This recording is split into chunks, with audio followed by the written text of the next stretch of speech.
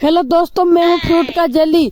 अरे बाप रे, मैं आज बहुत ही खुश हूँ क्योंकि मैं आज अपने परिवार के साथ बैठा हूँ। अरे बाप रे, पागल लड़की मुझे कहाँ पे ले जा रही है तू? मुझे अपने परिवार के साथ रहना है, मुझे छोड़ जल्दी से, मुझे अपने घर जाना है। अरे बाप रे, इस लड़की ने मुझे इस बकेट में डाल दिया। ये लड़की तो पूरी पागल है।